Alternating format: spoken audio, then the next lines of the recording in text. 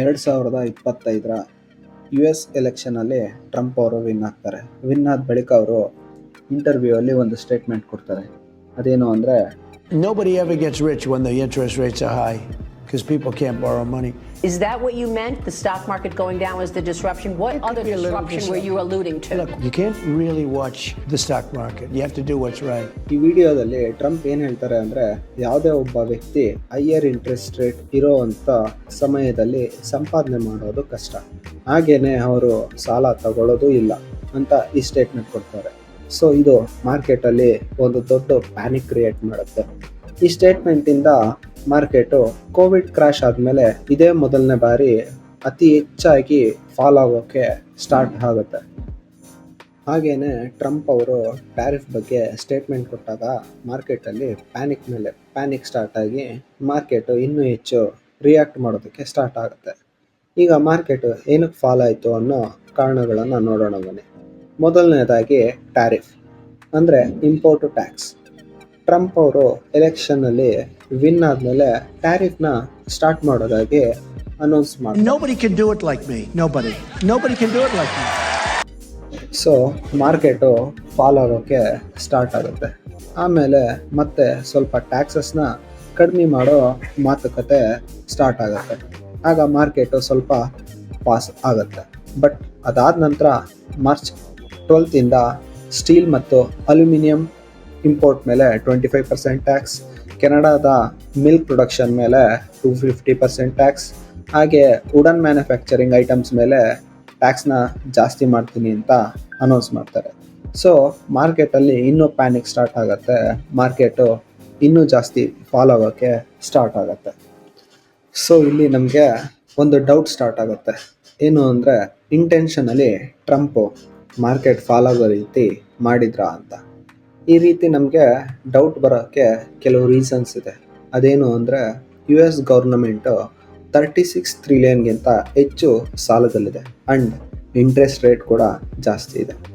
ಮತ್ತು ಜೂನ್ 2025 ಅಷ್ಟರಲ್ಲಿ 9.2 ಟ್ರಿಲಿಯನ್ಗಿಂತ ಹೆಚ್ಚು ಅಮೌಂಟನ್ನು ರಿಟರ್ನ್ ಮಾಡಬೇಕಾಗುತ್ತೆ.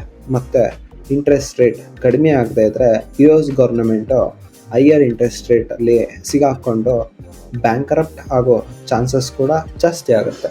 ಸೊ ಟ್ರಂಪ್ ಅವರು ಇದನ್ನು ಮ್ಯಾನೇಜ್ ಮಾಡೋದಕ್ಕೆ ಇಂಟ್ರೆಸ್ಟ್ ರೇಟ್ನ ಕಡಿಮೆ ಮಾಡೋಕ್ಕೆ ಒಂದು ಬೆಸ್ಟ್ ಪ್ಲ್ಯಾನ್ನ ಮಾಡ್ತಾರೆ.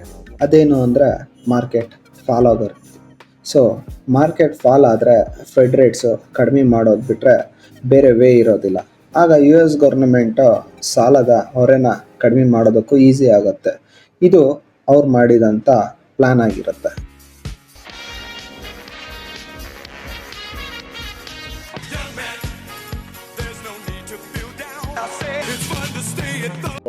ಮಾರ್ಕೆಟು ಇನ್ನೂ ಎಷ್ಟು ಇಂಪ್ಯಾಕ್ಟ್ ಆಗ್ಬೋದು ಮತ್ತು ಮಾರ್ಕೆಟಲ್ಲಿ ಯಾವ್ಯಾವ ರೀತಿ ಫಾಲ್ ಇದೆ ಅನ್ನೋದನ್ನ ನೋಡೋಣ ಬನ್ನಿ.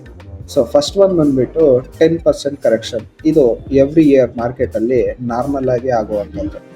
ಮತ್ತು ಸೆಕೆಂಡ್ ಒನ್ ಬಂದುಬಿಟ್ಟು 20% ಫಾಲ್. ಇದು ಎವ್ರಿ 3 to 5 ಇಯರ್ಸಲ್ಲಿ ನಾರ್ಮಲ್ ಆಗಿ ಆಗುವಂಥದ್ದು. ಮತ್ತು ಮೂರನೇದಾಗಿ ಬಂದುಬಿಟ್ಟು 40% ಮತ್ತು ಅದಕ್ಕಿಂತ ಹೆಚ್ಚು. ಸೊ ಇದನ್ನು ನಾವು ರಿಸಿಷನ್ ಅಂತ ಕರಿತೀವಿ ಅಥವಾ ಕ್ರ್ಯಾಶ್ ಅಂತ ಕರಿತೀವಿ. ಸೊ ಇದು ಕೆಲವು ಬಾರಿ ಮಾತ್ರನೇ ಮಾರ್ಕೆಟಲ್ಲಿ ಆಗಿದೆ. ಸೊ ಈ ಥರ ಸಿಚುವೇಷನಲ್ಲಿ ನೀವು ಏನು ಮಾಡ್ಬೋದು ಅಂತ ನೋಡೋಣ. ಫಸ್ಟ್ ಒನ್ನು, ಭಯಪಟ್ಟು ಇನ್ವೆಸ್ಟ್ಮೆಂಟ್ನ ಸ್ಟಾಪ್ ಮಾಡಬೇಡಿ.